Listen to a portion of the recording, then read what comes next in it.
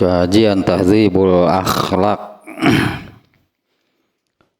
Memelihara, itu ya, memelihara, menumbuhkan, memelihara dan menumbuhkan al-akhlakul karimah, di mana al-akhlakul karimah itu adalah pintu surga,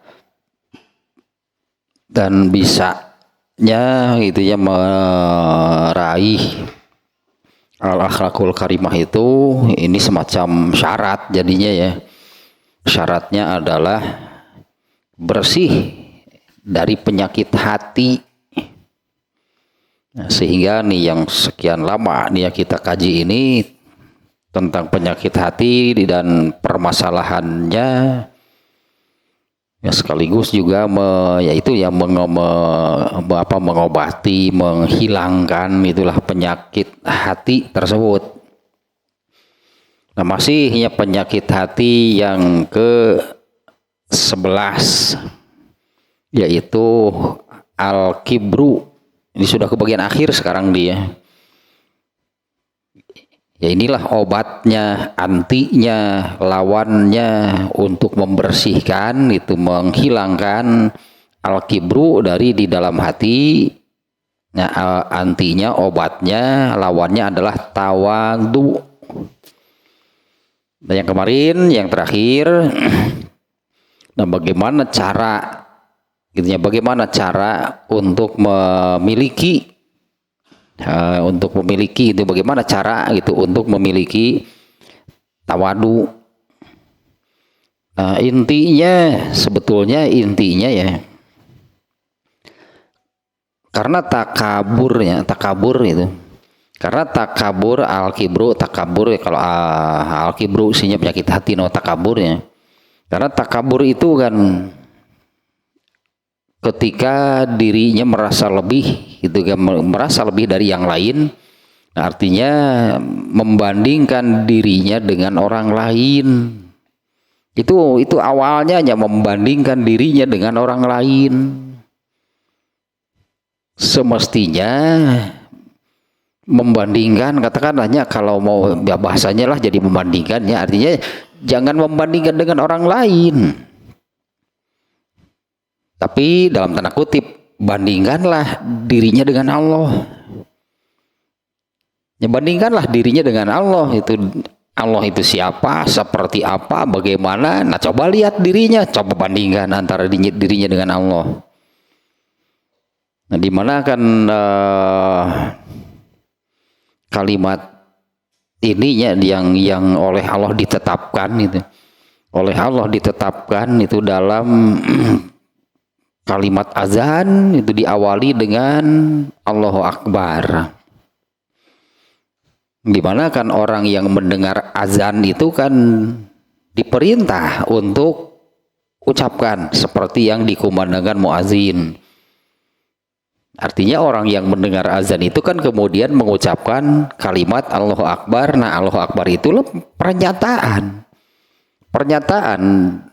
dalam arti kan menyatakan Allahu Akbar itu harus sebenar-benarnya, ya, harus sebenar-benarnya bentuk pengakuan, keyakinan bahwa Allah itu Akbar, Allah Maha Besar.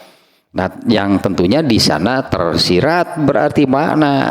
Ya berarti kalau saya maha kecil. Nah, terus kalau takabur itu bagaimana? Ya, kenapa takabur gitu? Kalau di dalam dirinya itu tertanam pengakuan yang demikian. Kalau Allah maha besar ya artinya kita ini maha kecil. Nah, itu bisa sebetulnya. Itu bisa gitu untuk menghilangkan takabur.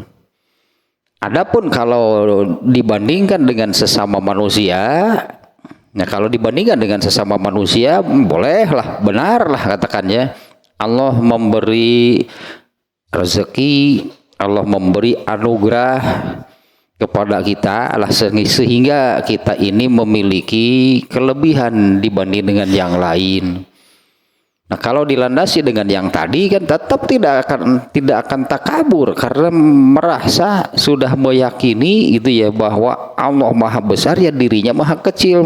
Mau takabur bagaimana? Nah, adapun kalau benar gitunya oleh Allah diberi keutamaan, diberi kelebihan yang tidak Allah berikan kepada yang lain, itu kan munculnya gitu dari hal tersebut, munculnya itu adalah bersyukur kepada Allah karena diberi kelebihan dibandingkan dengan yang lain. Itu sebetulnya ya untuk bagaimana caranya gitu untuk menghilangkan menghapus, mengobati gitunya kalau di dalam hati ada al-kibru. Dari sana kan awalnya gitu. Seseorang itu muncul al-kibru di dalam hati itu karena dia membandingkan dirinya dengan yang lain dan merasa bahwa dirinya lebih dari yang lain. Nah, muncullah itu al-kibru, dia merendahkan orang lain, bukannya bersyukur kan, artinya bukannya bersyukur diberi kelebihan oleh Allah. Dan kemarin-kemarin juga sudahnya hal itu sudah terbahas bahwa kalau bagi Allah kan mudah saja. Apabila seseorang itu takabur dengan harta, Allah ambil juga gampang, Allah mudah, dalam sekejap juga bisa hilang.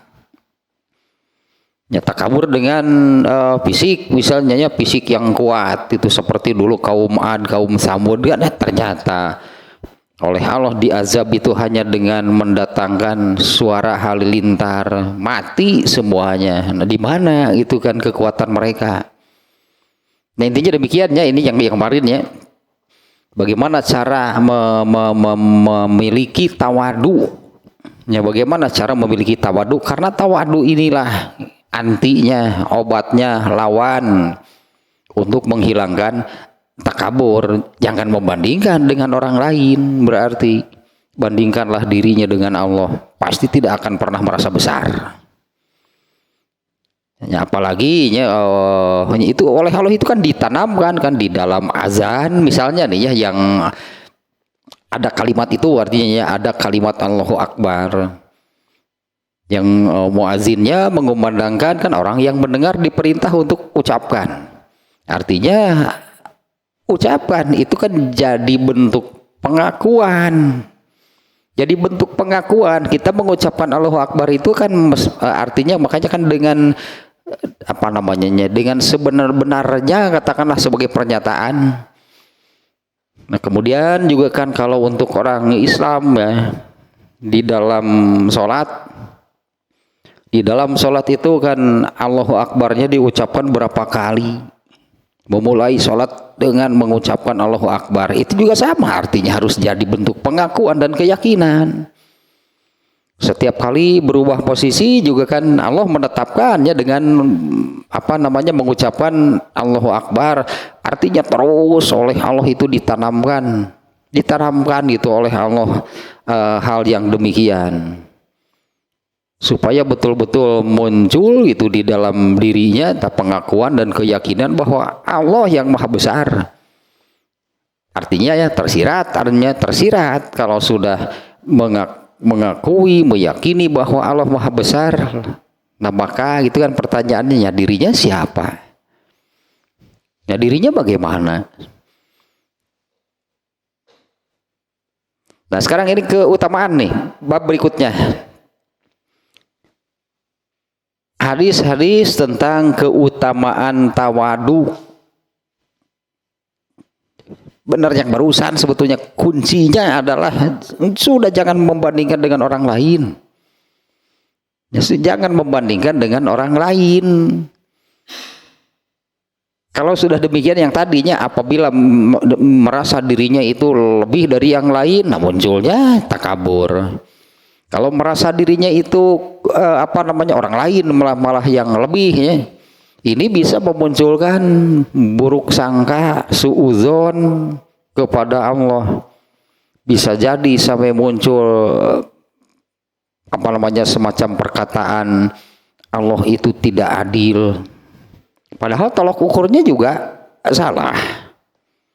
Tolok ukurnya, barometernya gitu, ketika mengatakan Allah tidak adil itu apa dasarnya gitu, mengatakan Allah tidak adil itu dasarnya apa? Kenapa ya si anu misalnya, kenapa si anu, si A, si B, si fulan, padahal dia itu kafir bahkan. Tapi kok mereka itu enak ya hidupnya. Oh, eta ukuranna teh geuningan.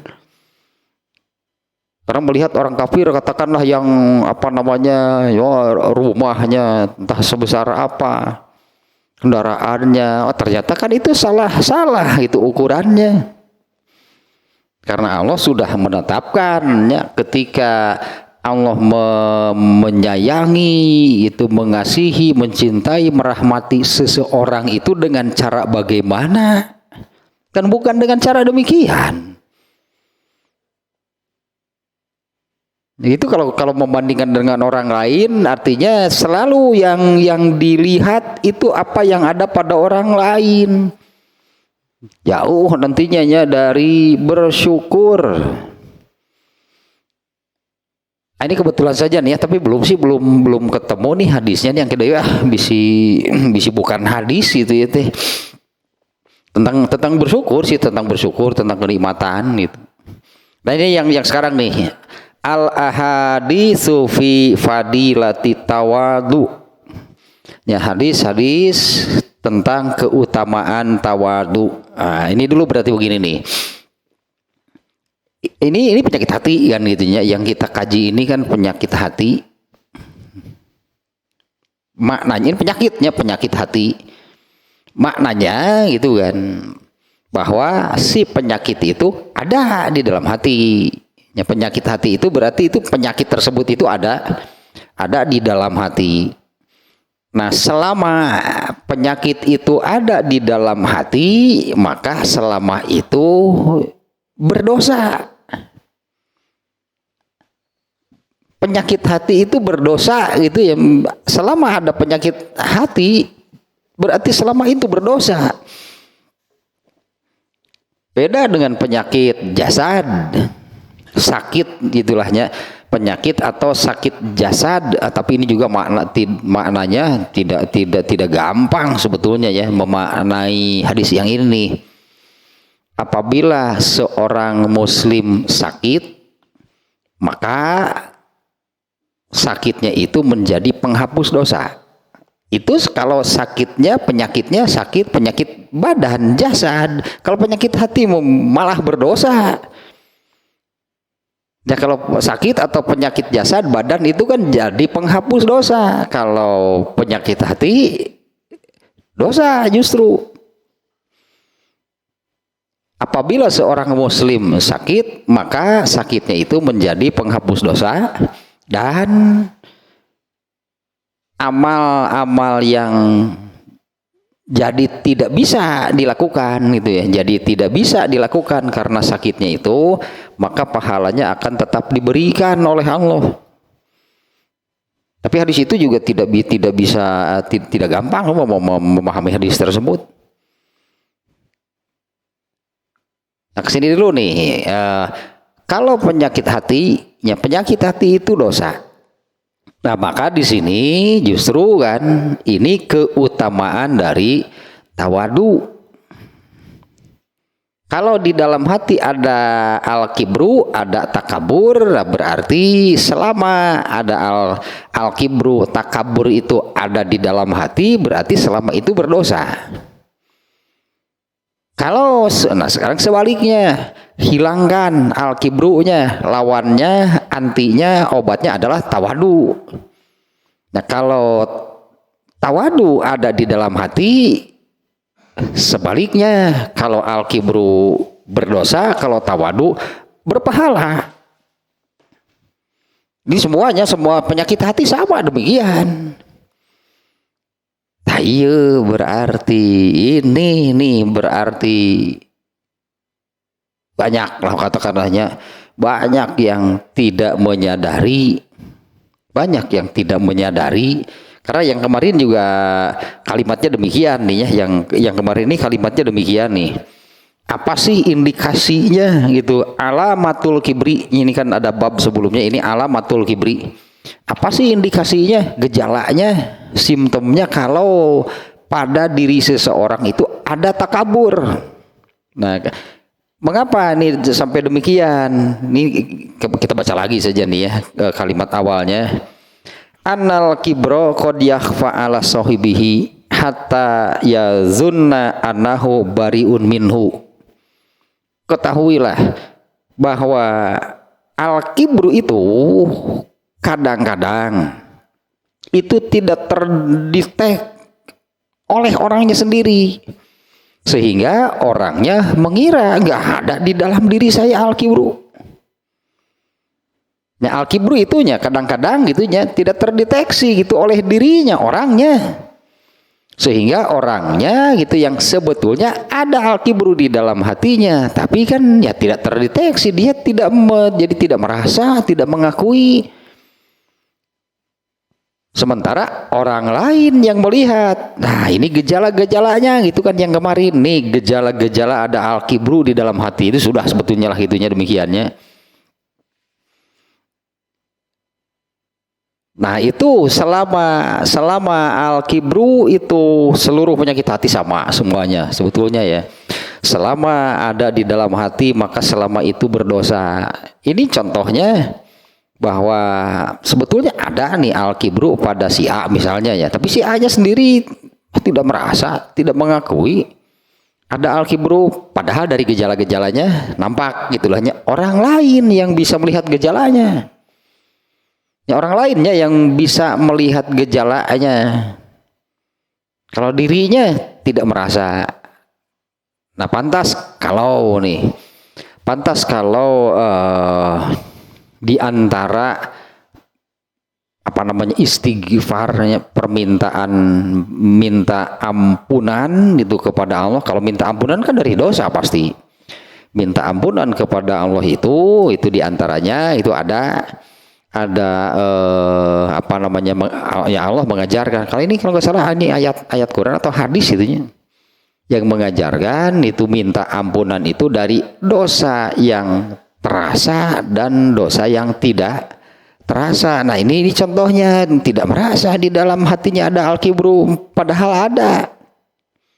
Sementara masalahnya selama al-kibru itu ada di dalam hatinya selama itu dia berdosa. Nah kalau kebalikannya nih ya, kebalikannya kan tawadu. Kalau yang ada di dalam hati itu adalah tawadu, berarti tidak ada takabur. Dan sebaliknya, kalau al-kibru ada di dalam hati berarti berdosa, kalau tawadu yang ada di dalam hati berarti berpahala. Seperti ini juga nih ya, ini yang paling awal nih malah nih ya. Yang paling awal yang dikaji di kitab ini tentang penyakit hati atau penyakit hati nomor 1 itu yang dibahas itu adalah kufur. Ya kufurnya penyakit hati kufur. Dan kebalikan dari kufur itu adalah iman. Orang yang kufur berarti tidak ada iman. Orang yang beriman berarti kan tidak ada kufur. Nah kalau seseorang beriman gitu di dalam hatinya ada iman, ada pahalanya nggak? Keimanan gitu yang ada di dalam hati itu ada pahalanya nggak? Nah ini hadisnya yang ini. Orang yang terakhir itu dikeluarkan dari neraka itu adalah orang yang tidak punya amal, katakan hanya tidak punya amal, tidak punya apapun kecuali ada iman sebesar debu di dalam hatinya. Itu diberi pahala, makanya dimasukkan ke surga. Ya, iman sebesar debu itu oleh Allah diberi pahala, makanya dia bisa masuk ke surga. Ya, orang terakhirnya yang dikeluarkan dari dalam neraka artinya ini di nerakanya paling lama gitunya dibandingkan dengan semua yang masuk neraka dulu gitu. Tapi akhirnya ke surga juga. Nah, yang paling lama adalah yang orang yang seperti ini. Nah, artinya imannya itu oleh Allah diberi pahala. Sementara orang kafir yang tidak ada iman sama sekali, maka abadilah mereka di dalam neraka. Nah sekarang hadis-hadisnya nih ya, ini ada keutamaannya. Jadi tidak ada pahalanya berarti ya. Tawadu itu ada pahalanya. kunci baru tadi itu sudahlah, jangan membandingkan dengan orang lain. Kecuali kalau memang sudah mampu ketika merasa pada dirinya ada kelebihan, pada dirinya ada keutamaan yang ini kan sebetulnya kayak yang dianugerahkan oleh Allah kepada dirinya dan tidak dianugerahkan kepada orang lain. Kalau yang munculnya itu adalah bersyukur, nah baru silahkan. Yang munculnya itu adalah bersyukur itunya kepada Allah karena diberi keutamaan, diberi kelebihan, diberi anugerah. Karena kalau tidak demikian, bibitnya adalah ujub. Ya kan, untuk sampai kepada takabur itu, al-kibru itu pasti ujub dulu, memandang dirinya lah hebat, memandang dirinya seperti apa gitulah ya. Dan yang paling parah kan kalau sudah demikian itu ar-ra'ahustagna, dia merasa segala-galanya itu karena kemampuan dirinya sehingga untuk urusan apapun dia tidak butuh kepada Allah. Nah ini parah ini.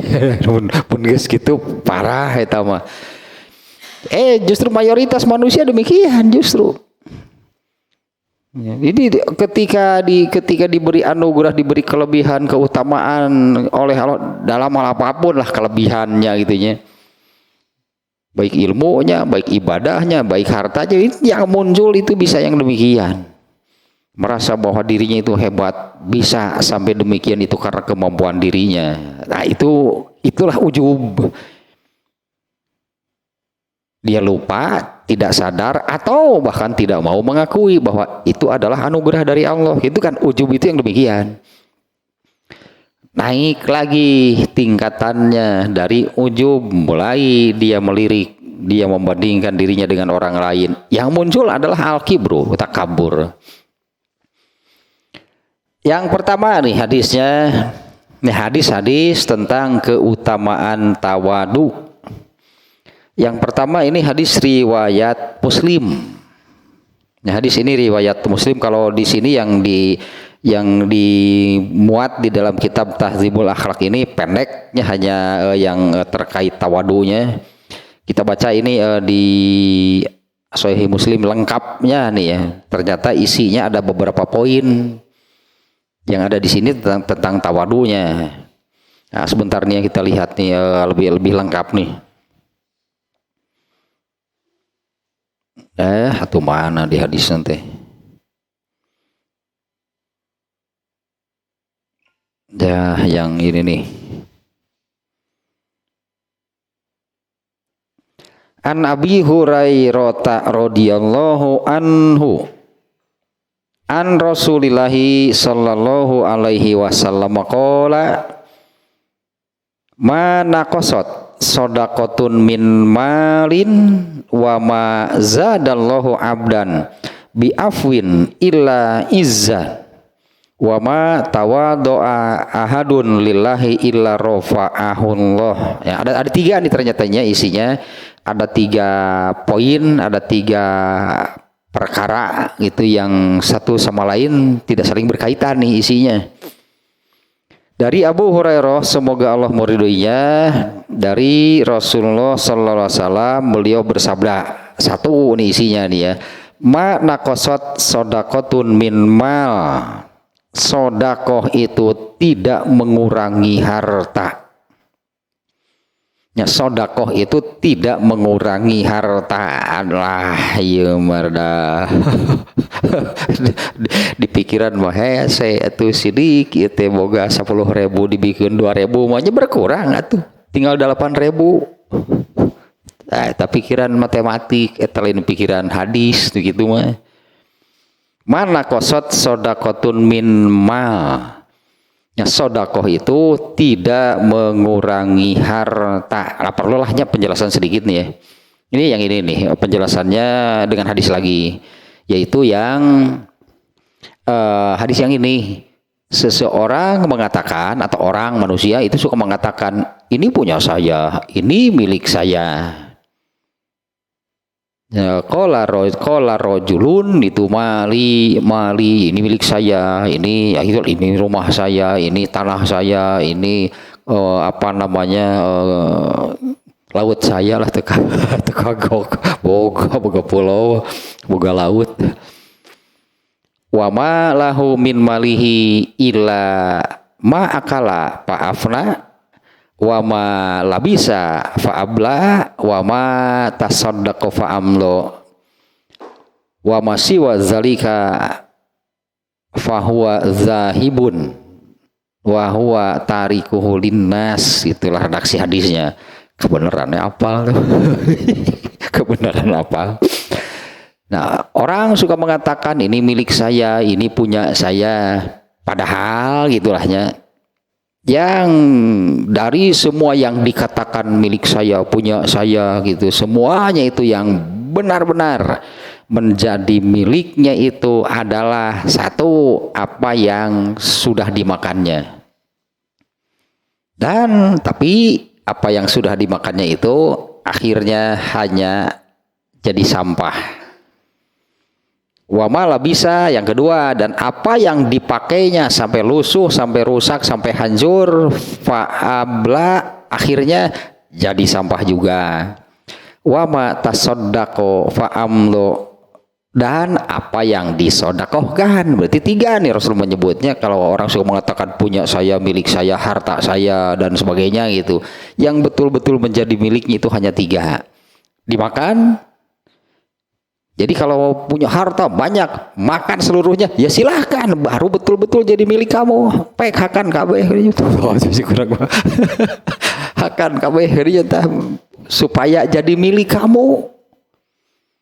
Atau pakai semuanya supaya jadi milik kamu. Nah, satu lagi, apa yang disodakohkan, fa'amdo, itulah hartanya yang abadi, bahkan akan terbawa sampai ke akhirat. Wa masih wazalika, selain yang tiga ini, fahuwa zahibun, semuanya akan pergi. Wa huwa tarikuhu linnas, dia hanya akan meninggalkannya untuk orang lain. Nah, makanya kalau di hadis ini Rasulullah menyebutkan sodakoh itu tidak mengurangi harta. Justru kalau ya kan adanya penjelasan dari hadis yang maknanya tanu bieu. Jadi misalnya kalau kita merujuk ke ininya perkataan Ali bin Abu Thalib. Ali bin Abu Thalib itu kan badannya besar. Jadi kudanya pun istimewa gitu.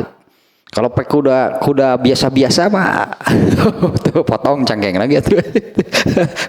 kuda yang biasa-biasa gitu dinaiki Ali bin Abu Thalib, wah tuh bisa potong cangkengnya. Jadi kudanya istimewanya Ali bin Abu Thalib mah kudanya. Kalau nggak salah berwarna putih itu kudanya. Ada orang yang bertanya karena melihat kudanya yang wah gitulahnya, wah ini punya siapa gitulah. Karena kudanya kuda yang istimewa nih. Asok kali ya naik kuda istimewa gitu. Naik kuda aja. Keduduk di muka tuh eta mah ya kuda didiukan banget terus keduduk di muka. Ada yang bertanya ini kuda siapa? Nah, Ali bin Abu Thalib menjawab milik Allah. Kita ininya merujuk ke perkataan Ali bin Abu Thalib, milik Allah yang sedang diamanatkan kepadaku. Itu tuh Ali bin Abi Thalib mengatakan demikian. Ini kuda siapa? Milik Allah yang sedang diamanatkan kepadaku. Nah, kalau kemudian Ali bin Abi Thalib meninggal, terus kuda itu bagaimana? Ya Allah amanatkan lagi kan kepada yang masih hidup, berarti tadi disebut mah selain dari yang dimakan, dipakai, disodakohkan, maka dia hanya meninggalkannya untuk orang lain. Karena begitu meninggal, katakan Ali bin Abu Thalib, Ali bin Abu Thalib kan sudah bukan pemilik kuda itu. Begitu Ali bin Abu Thalib meninggal, kuda itu milik siapa? Masa orang masih mengatakan punya Ali bin Abu Thalib? Nah, Ali bin Abi Thalib mengatakannya demikian. Ini milik Allah, ini punya Allah yang sedang Allah amanatkan kepada saya. Nah, jadi sebetulnya harta itu memang demikian. Sebetulnya semuanya juga mengakui sebetulnya harta itu amanah. Amanat itu dari Allah. Kalau boleh kita katakan begini, oleh Allah diperbolehkan, oleh Allah diperbolehkan. Allah, harta itu amanat dari Allah, oleh Allah diperbolehkan. Silahkan kalau mau dimiliki. Artinya jadi milik kamu gitu kan lahnya. Ini saya amanatkan harta dan Allah seolah-olah mengatakan boleh silahkan kalau mau diubah statusnya jadi milik kamu. Kumahakeun hakan kabeh itu makan semuanya, tapi hanya jadi nggak jadi apa-apa, berarti kan ya nggak jadi apa-apa. Atau yang dipakai hingga lusuh, rusak, hancur, fa'ablah, itu juga nggak jadi apa-apa. Kalau disodakohkan, itu jadi harta itu jadi milik kamu dan abadi. Nanti sodakoh ini kan sebetulnya kan begini kan, sodakoh yang dilakukan ketika di dunia itu nanti oleh Allah akan ditambah, hartanya ditambah. Tapi kan di akhirat di akhirat Allah memberikan uang juga. Kalau misalnya di dunia kita sedekah berupa uang, apa balasan di akhirat itu dari Allah itu berupa uang?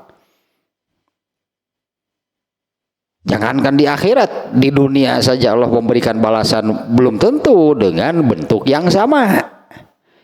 Belum tentu dengan bentuk yang sama ya. Kalau sedekah uang lalu kita berharap Allah itu memberi balasan uang lagi, si ucup lu gitu mah. Sincup tuh balik sih mah. Coba sedekah 100.000, tunggulah 1 bulan, pasti datang 1 juta sebagai balasannya. Iya kalau uang. Nah kalau kita sedekah batu bata, aduh, sedekah batu bata, ada pembangunan masjid, nih batu batanya dari saya, pokoknya sampai selesai berapa?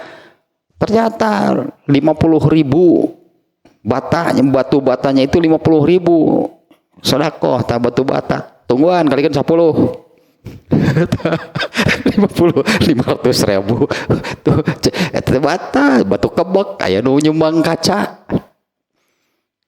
Ya, yang nyumbang kaca gitu, yang pembangunan masjid kan, yang nyumbang kubah, oleh Allah dibalas kubah, diberi 10 tak kubah, cup atau sing balik nerangan gitu cup.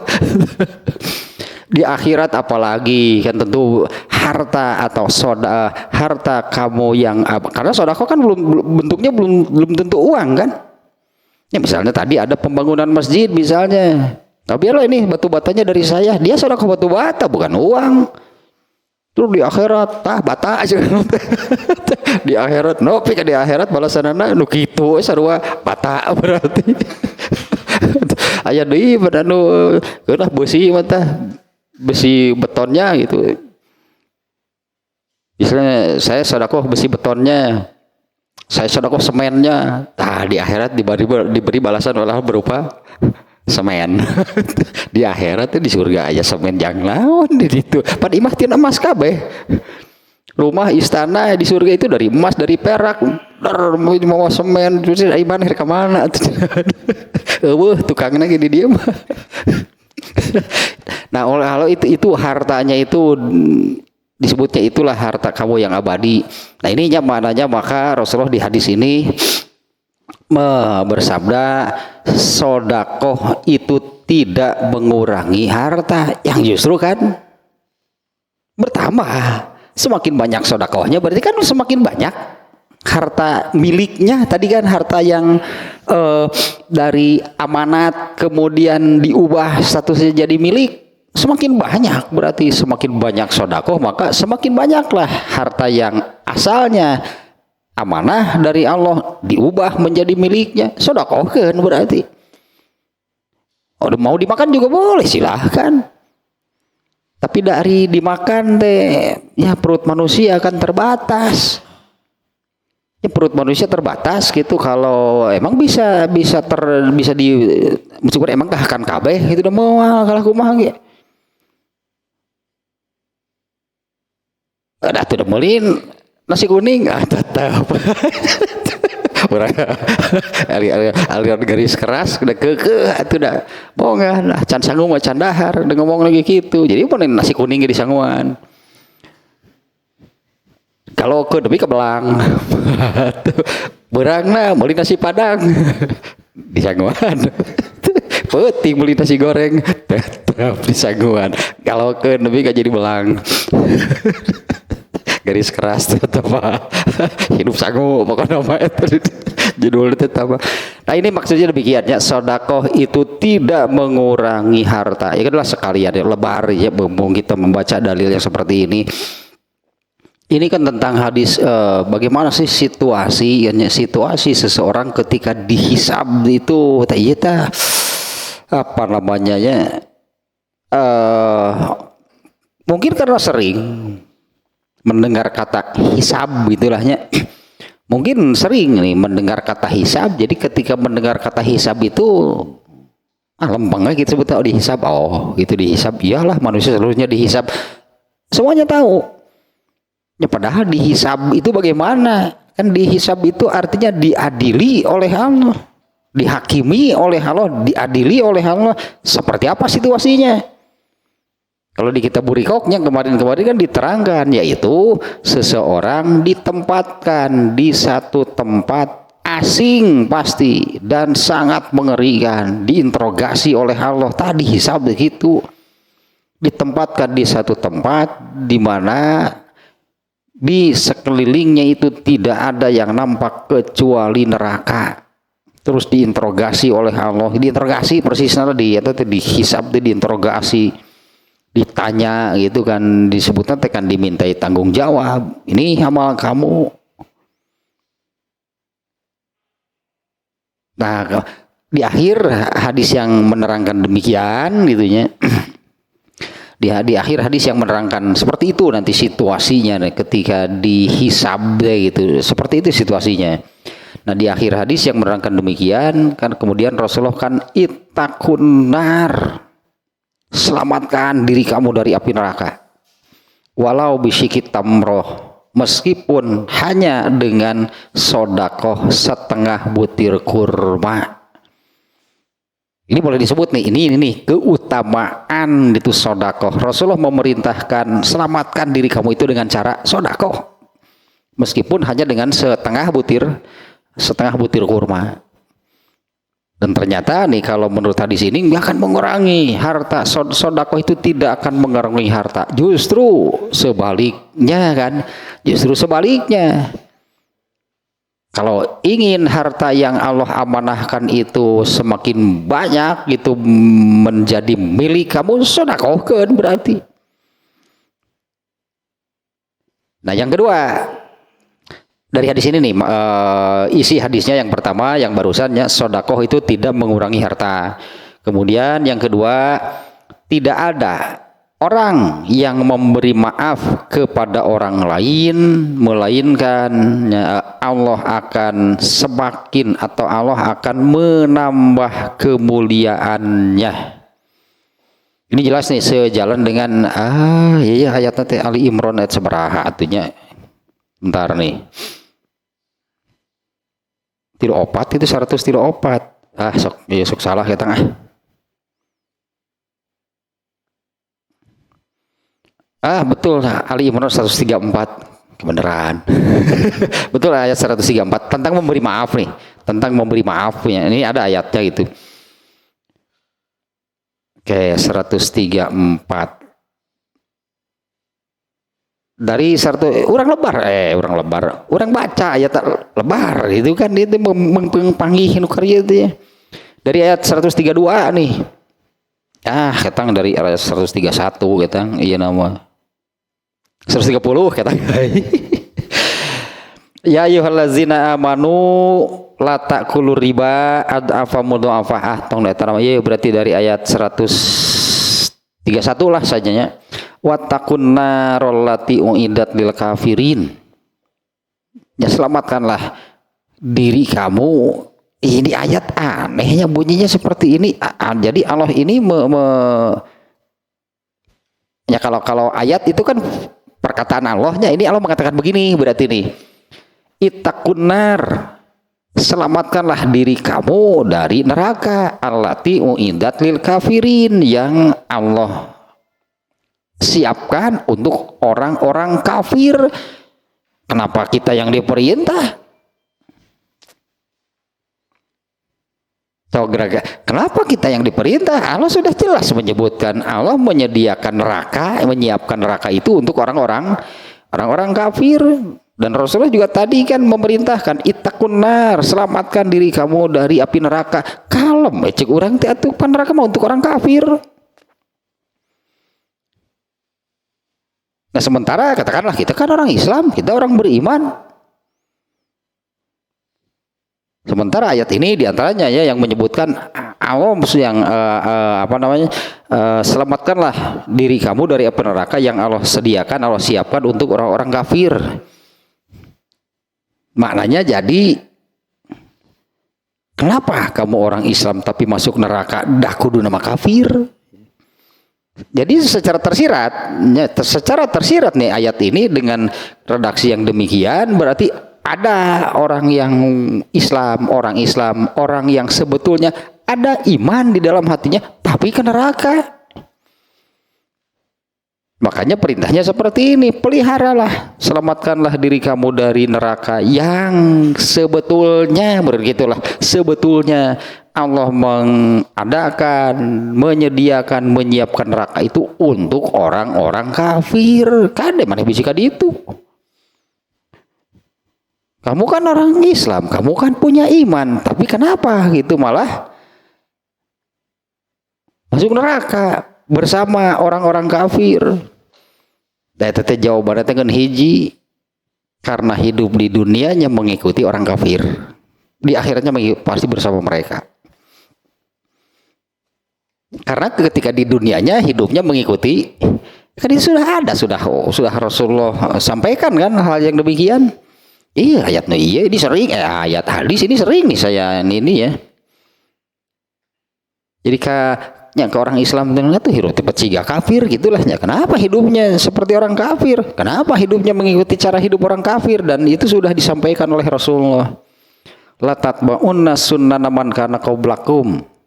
Ini Rasulullah bicara kepada orang Islam. La tatba'unna kalian nih orang Islam akan seperti itu, hidupnya itu mengikuti cara-cara hidup orang kafir, jadi akhiratnya bersama mereka. Lanjutkan lagi, wa atiullah wa atiur rasul, dan taatilah Allah, taatlah kepada Allah, taatlah kepada Rasulnya, la'allakum turhamun, ya, agar kalian dirahmati. Rahmat Allah tepat surga teh ya, agar kalian dimasukkan ke surga. Berartinya ini ya, taatlah kepada Allah, taatlah kepada Rasulnya supaya kalian dimasukkan ke surga. Kemudian ayat 33-nya wasari'u ila magfirati mir rabbikum wa jannah, bersegeralah taya ya maksud mubadaroh ta, bersegeralah buru-buru ya gitu kan, buru-buru, jangan talangke. Alah apa itu talangke, jangan apa namanya ya, jangan, artinya kan mesti malah mun bahasa Sunda nama rikat rancingeus, buru-buru ke surga. Wah, mendengar surga itu mestinya cul naon cek urang Sunda manggus cul naon pohon naon wah buru-buru ke surga. Ini Allah yang memerintah. Wasari'u, bersegeralah ila magfirati mir rabbikum, bersegeralah kepada ampunan dari Tuhan kamu, wa jannatin, dan surga. Bersegeralah itunya menuju ampunan dari Tuhanmu dan surga. Arduhas samawati wal ar, yang hamparan surga itu seluas langit dan bumi, uiddat lil muttaqin, yang Allah sediakan untuk orang-orang yang bertakwa. Nah, ayat 34-nya yaitu itulah seolah-olah ini kriterianya orang-orang yang bertakwa. di ayat 34, saya 134. Allazina yunfikuna fis sarra'i wad dharra'i. Nah, ngeur eta disebut sedekah tah. Allazina yunfikuna fis sarra'i wad dharra'i, yaitu orang-orang yang menginfakkan hartanya baik di waktu ada kelapangan. Artinya baik ketika memang sedang punya banyak, mungkin hanya itu kelapangan teh. Baik ketika dia sedang punya banyak, wadoroi, ataupun ketika sedang ripuh manehna ge dah sedekah mangger di perintah. Ya sesuaikan we atuh keripuh ya. Artinya jangan hilang keinginan, semangat sedekahnya, sesuaikanlah dengan kemampuannya. Justru kan kemarin ya kalau nggak salahnya sedekah terbaik itu adalah di saat kita pun urang ge keur butuh. Ya sedekah terbaik itu adalah di saat kita pun sedang memerlukannya. Jadi orang ge keripuh nyai sedekah hayang gede mah pada maneh teh keripuh, ya, sesuaikan saja. Tapi ieu tah allazina yunfikuna, tetap berinfak, tetap bersedekah fisarroi wadoroi, baik dalam keadaan kelapangan, artinya sedang punya banyak lah itunya, sedang memang punya banyak, wadoroi, atau ketika sedang dalam kesempitan. Wal kaziminal goizo, dan orang-orang yang mampu menahan amarahnya. Nanti ada di sini nih pembahasan tentang marah, gitulahnya marah nanti ada penyakit hati deh tadi. Lumayan panjang nanti pembahasannya lah gitunya.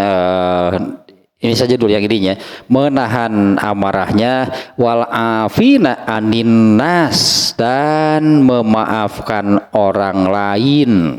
Nah, itu hadis yang kedua tadinya ini saya ingat nih, sejalan nih dengan ayat ini.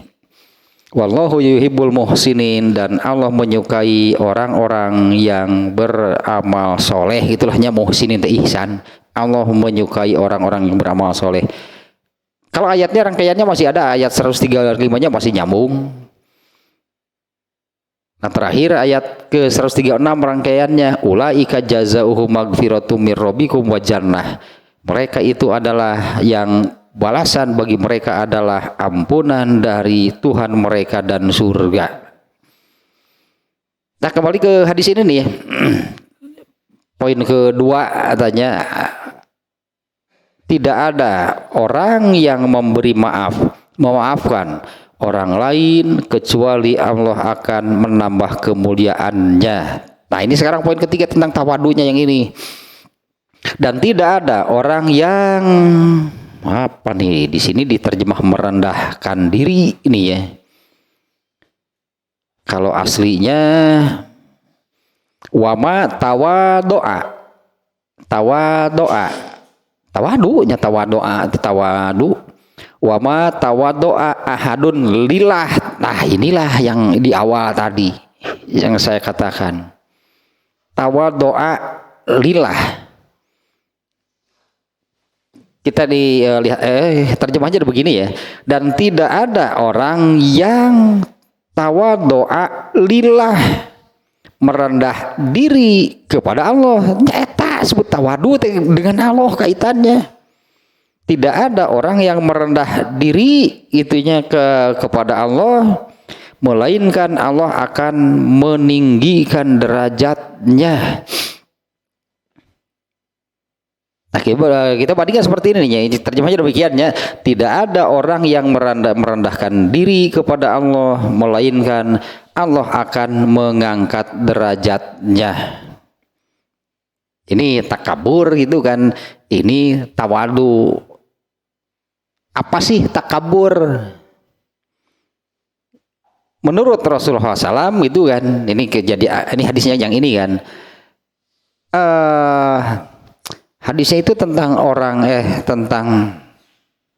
apanya, kemudian sahabatnya yang menanyakan, Rasulullah kalau saya ini suka, ini sahabat ini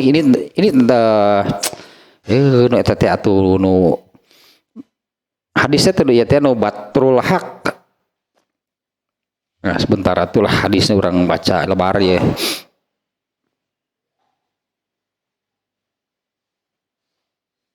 Nah, yang gini nih hadisnya. Allah udah panjang gini kan. Tidak akan masuk surga bagi seseorang yang di dalam hatinya terdapat takabur, meskipun hanya sebesar debu. Nah, kemudian Abdullah berkata, kemudian seseorang berkata kepada beliau, sesungguhnya aku ini punya apa namanya, suka lah, aku resep begitu bahasa Sunda mah, resep begitunya, aku menyukai. Kalau pakaianku bagus, sandalku bagus. Nah, kemudian beliau bersabda, sesungguhnya Allah menyukai keindahan. Nah, orang itu bertanya, apa saya ini kena gitu oleh takabur? Kalau saya ingin baju yang branded lah gitu, yang bermerek, harganya mahal. Saya suka gitu, saya suka seperti itu. Artinya kan berpenampilan rapi lah itunya, nyawa ya nawe kudu nggak modal atuh berendah ya, kudu rada mahal atuh bajuna. Nah, apa saya takabur gitu kalau saya suka? Artinya sahabat ini kan jadi anggaplah jadi beda kan dengan yang lain. Jadi kalau bajunya bagus, itu sepatunya bagus. Nah, apa saya kena oleh takabur kalau saya suka yang demikian? Nah, Rasulullah SAW kemudian menjelaskan, sesungguhnya Allah menyukai keindahan. Artinya penampilan sahabat itu seperti apa sih? Sampai Rasulullah menyabdakan demikian, saya ini suka gitu, bajunya bagus. Artinya kan berpenampilan yang ya baju mahal teh halus kalau aku pakai atuh. Ya Allah meresepkan, justru Allah menyukai. Allah menyukai keindahan, Allah itu indahnya dan Allah itu menyukai keindahan. Akan tetapi yang dimaksud dengan takabur itu adalah batrul haq wa gom sunnas. Takabur menukitu cek Nabi teh, batrul haq wa gom sunnas, menolak, mengingkari al haq, mengingkari kebenaran, mengingkari apa yang Allah turunkan dan merendahkan orang lain. Nah, sementara tawadu berarti kan kebalikannya. Ya kan, tawadu teh kebalikan dari takabur, dari al-kibru. Kalau al-kibru, kalau takabur itu batrul haq, menolak, mengingkari al-haq. Kalau tawadu berarti menerima, berarti kan ya kan kebalikan dari menolak kan menerima. Nah, kalau tawadu berarti kebalikannya menerima al-haq, artinya menerima al-haq secara keseluruhan, menerima apapun yang ditetapkan oleh Allah, karena yang ditetapkan oleh Allah itu pasti benar. Jadi yang tawadu kepada Allah yang seperti apa? Yang tidak pernah mempertanyakan kenapa begini, kenapa begitu. Dah Allah mah pasti benar. Urang we nu ngarti mending kitu. Eta tawadu berarti kepada Allah teh. Kan menerimanya, ini kan kebalikannya. Kalau takabur itu kan batrul haq. Kalau sudah batrul haq mah pasti eta malah pasangan teh gom sunas pasti. Mana ada orang yang menolak, mengingkari al-haq, tidak merendahkan orang lain, gak akan ada. Nah, ini tawadu juga, ini lawan dari batrul haq itu adalah, kalau bahasa Arabnya, qabulul haq. Taeta tawadu yang hakiki mah yang demikian, menerima. Kalau takabur itu batrul haq teh menolak, mengingkari, tidak mau menerima. Al-haq itu apa? Al-haq itu adalah segala sesuatu yang datang dari Allah. Ya, ketetapannya gitulahnya, apapun itu yang, karena kan sebetulnya apa sih yang bukan ketetapan Allah, kan gak ada, semuanya juga ketetapan Allah. Orang yang tawadu itu adalah orang yang qabulul haq, menerima segala-galanya, menerima sepenuhnya apa yang ditetapkan oleh Allah. Nah kalau seperti itu makanya tawadhu alillah, tawadu itu urusannya dengan Allah. Itu yang tadi saya katakan bahwa setengah banding-bandingkan wae, jangan membanding-bandingkan. Jangan membanding-bandingkan diri kita dengan sesama kecuali kalau untuk bersyukur. Kecualinya kalau untuk bersyukur artinya kalau ternyata memang pada saya memiliki kelebihan. Berpikirnya apa? Saya dianugerahi, saya diberi anugerah lebih oleh Allah dibandingkan dengan orang lain. Nah kalau itu landasannya, maka yang muncul adalah dia akan bersyukur. Dia bersyukur, dia berterima kasih, itulah bersyukur, berterima kasih kepada Allah karena diberi kelebihan. Nah kalau tawadu yang hakiki itu urusannya dengan Allah, langsung gitulah dengan Allah. Kalau takabur itu batrul hak, tawadu berarti qabulul hak. Manusia yang tawadu itu adalah manusia yang menerima sepenuhnya apa yang Allah tetapkan. Nantinya akan tergambar, akan terrealisasikan gitulah terkait gitu. Qabulul haknya ini akan terpancar gitulah sebutannya, mungkin terpancar, terrealisasikan di dalam amal. Nah amalannya ini tidak akan ada yang gomsunas, tidak akan ada merendahkan orang lain. Itu masa pasang lah gitu, saya pasang. Kalau orang sudah batrul hak pasti dia akan menghina, merendahkan orang lain. Tapi kalau yang qabulul hak, yang menerima sepenuhnya segala sesuatu yang dari Allah, dia tidak akan merendahkan orang lain. Tetap saja katakanlahnya yang tertanam di dalam dirinya itu adalah hanya itu tadi gitu, Allahu Akbar, Allah itu maha besar. Nah saya siapa? Masa saya mau takabur? Ya Allah maha besar gitu ya. Kalau mengakui, meyakini bahwa Allah maha besar, ada nanti di dalam dirinya bahwa merasa dirinya juga besar. Ya, merasa dirinya besar aja, sementara di dalam dirinya tertanam kan pengakuan bahwa Allahu Akbar, Allah maha besar. Masa sih dirinya mau mengakui dirinya besar? Nah adapun yang tadinya gomsunas, ada tema akibatnya. Kalau sudah batrul hak pasti gomsunas. Hanya orang Islam kan menerima al-haq, tapi kenapa ada takabur? Tadi itu ya, nah atuh bet nuturkeun kafir bab etana.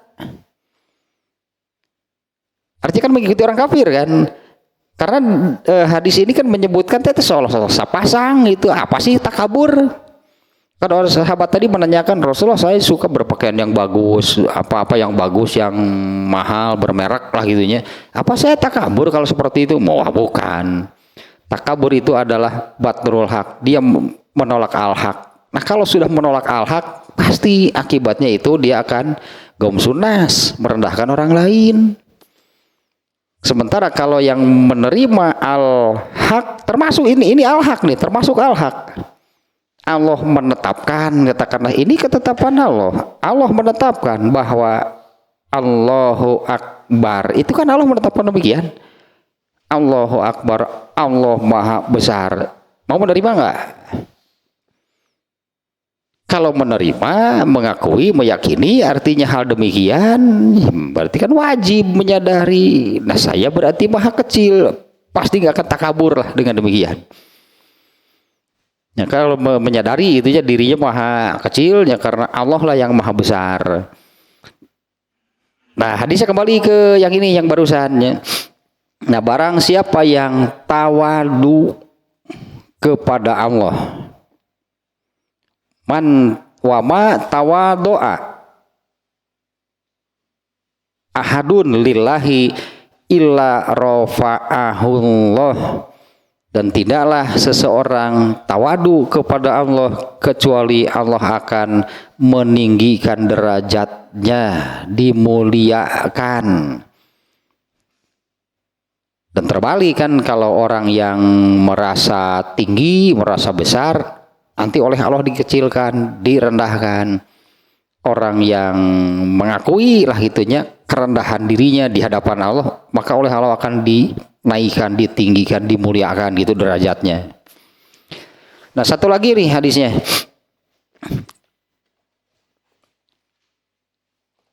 Jam piro? Wis.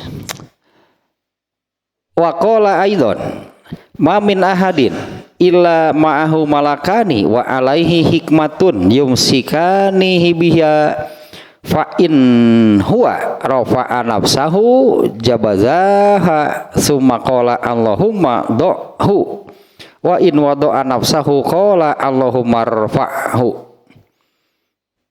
Rawahul Baihaqi, yang di sininya disebutkan hadis riwayat Al Baihaqi.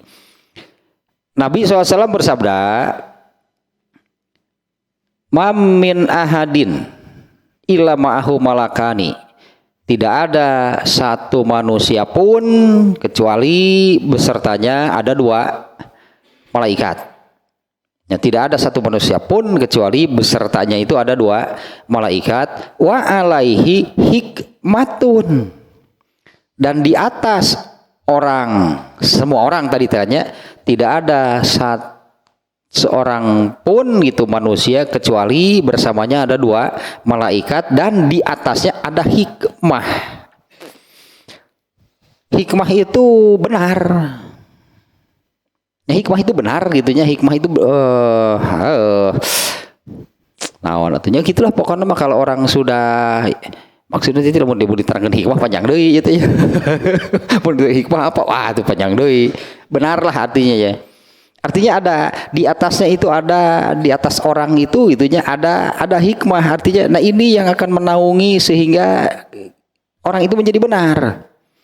Tidak ada seorang pun manusia kecuali bersamanya itu ada dua malaikat dan di atasnya ada hikmah. Ininya yang hikmah teh yang katakanlah yang menjaga, memelihara orang ini sehingga orang ini bisa benar karena ada hikmah.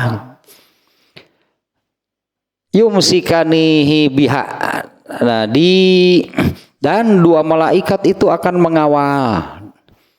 Wa alaihi hikmatun yumsikanihi biha, dan dua malaikat itu mengawalnya karena tidak ada seorang manusia pun kecuali bersamanya ada dua malaikat. Nah, dan dua malaikat itu akan mengawal setiap orang biha, mengawalnya itu dengan hikmah yang di sini disebutnya ada di atas orang tersebut.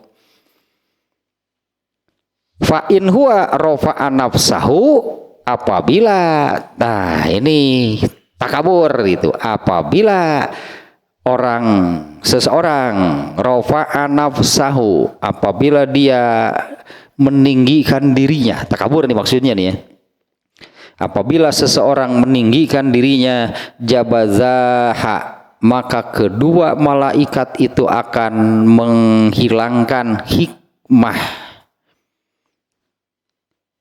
Jadi sebetulnya berartinya ini setiap orang itu disertai oleh dua malaikat dan dikawal juga oleh hikmah. Yumsikanihi biha, dua malaikat itu akan mengawal setiap orang, disertai dan mengawalnya itu dengan ini hikmah itu yang ada di sini sebutnya, anggaplah ada di atas kepalanya. Apabila fa in huwa rafa'a nafsahu, apabila seseorang meninggikan dirinya, takaburnya di sini maksudnya jabazaha, maka dua malaikat itu akan menghilangkan hikmah tersebut. Summa qala, kemudian kedua malaikat itu berdoa. Ya, apabila seseorang meninggikan dirinya, maka dua malaikat itu akan menghilangkan hikmah di atas yang berada di atas dirinya. Kemudian keduanya berdoa, Allahumma do'hu, ya Allah hinakanlah dia, ya Allah hinakanlah dia gitu. Ini doa malaikatnya seperti ini, Allahumma do'hu, ya Allah hinakanlah dia. Wa in wado'a nafsahu, nah ini sebaliknya berarti apabila orang itu tawadu, kalau tadi kan rafa'a nafsahu meninggikan dirinya, kalau ini merendahkan dirinya di hadapan Allah, tawadu. Qala, maka dua malaikat itu berdoa, Allahumma rfa'hu, ya Allah tinggikanlah atau angkatlah, tinggikanlah derajat orang ini. Ini keutamaannya, keutamaan tawadu berarti tadi didoakan oleh malaikat yang menyertai. Ini keutamaannya, apabila tawadu maka malaikat itu akan setiap orang kan memang benarnya disebutnya disertai lah, setiap orang itu disertai dua malaikat kiri kanan, malaikat raqib dan atid.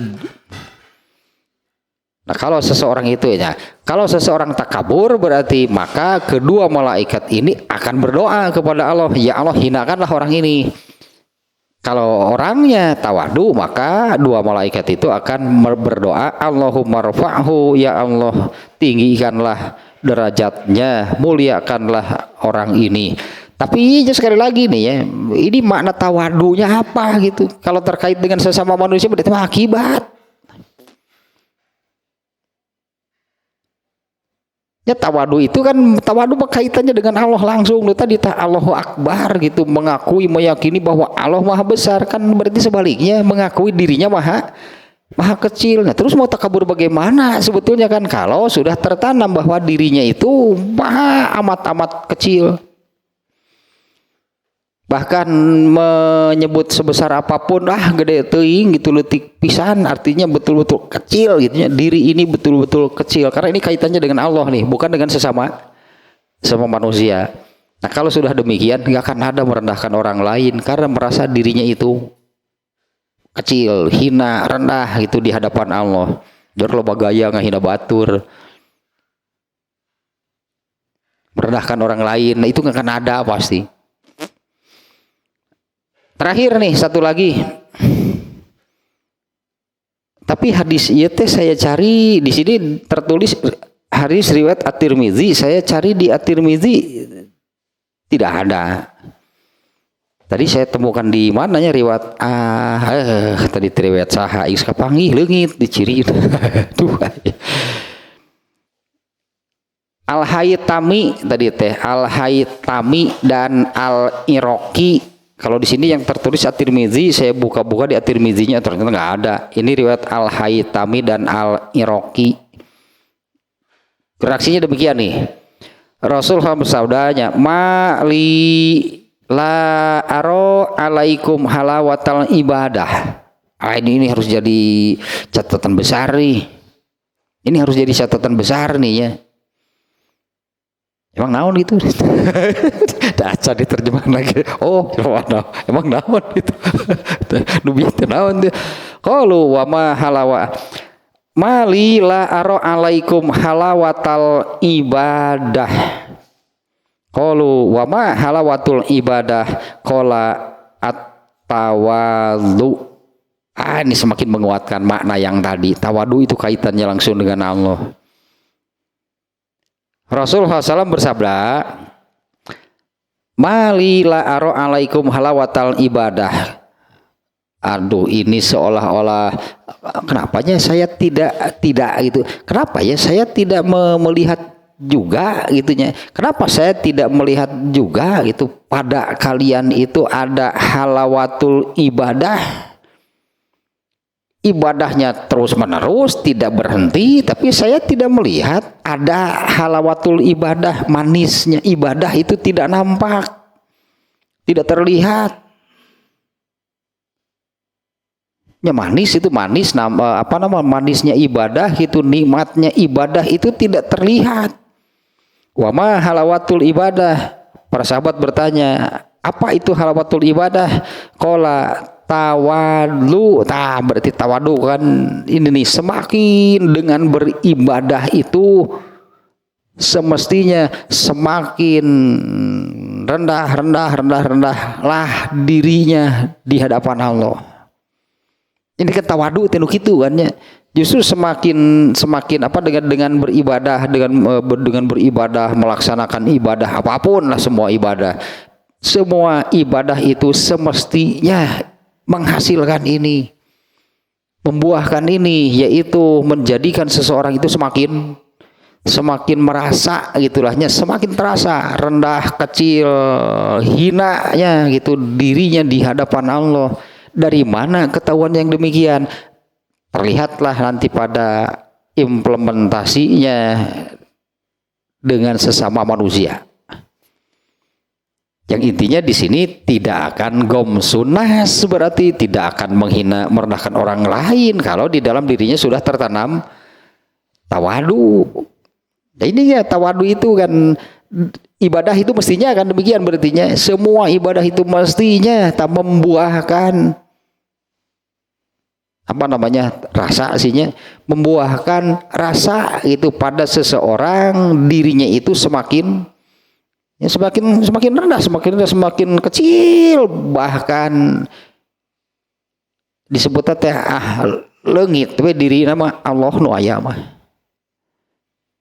Karena merasakan dirinya semakin ini ya, semakin kecil gitu, semakin kecil, semakin rendah, semakin hina. Leungit itu enggak ada artinya apa-apa. Yang ada itu hanya Allah. Nah, kalau sudah demikian itu terlihat yang demikian itu gitunya nanti terlihat pada ya seperti kan kalau di dalam diri seseorang ada takabur itu kan bahkan orangnya sendiri bahkan tidak menyadari, tapi kan terlihat ketika dia ya bahasa ininya ketika dia berinteraksi dengan sesama manusia terlihat. Nah, tawadu juga sama. Nanti akan terlihat bagaimana ketika dia berinteraksi dengan sesama manusia, yang pasti tidak ada gomsunas gitu ya, tidak ada merendahkan, menghina orang lain. Jadi masa pasang matakna kalau batrul hak akibatnya gomsunas, kalau qabulul hak itu maka akibatnya tawadu. Dia tidak akan ada merendahkan orang lain. Kenapa merendahkan orang lain? Emang dirinya itu sehebat apa di hadapan Allah? Tah ditanya gitu megeranu takabur sok. Kalau orang yang ada takabur gitu merendahkan menghina orang lain, emang kamu di hadapan Allah sehebat apa bisa demikian? Mun dikitu ka kakara kita ngulapes nya ngulapes gitu, coba bandingkan aja dengan Allah, jangan dengan sesama manusia. Nah, kalau dibandingkannya dengan Allah justru, nah ini hadis yang terakhirnya, ibadah itu seharusnya membuahkan rasa, mungkinlahnya rasa bahwa dirinya itu terus semakin kecil. Justru orang yang demikian tadi di hadis yang sebelumnya, orang seperti itu yang merasa dirinya semakin rendah, maka oleh Allah nanti akan diangkat. Ya, oleh Allah akan diangkat, ditinggikan, itu derajatnya dimuliakan. Kalau yang tadi yang mengangkat dirinya sendiri itu takabur itu kan mengangkat dirinya dalam arti mengangkat, meninggikan dirinya seolah-olah berada di mana, justru oleh Allah nanti akan dijatuhkan, direndahkan, dihinakan.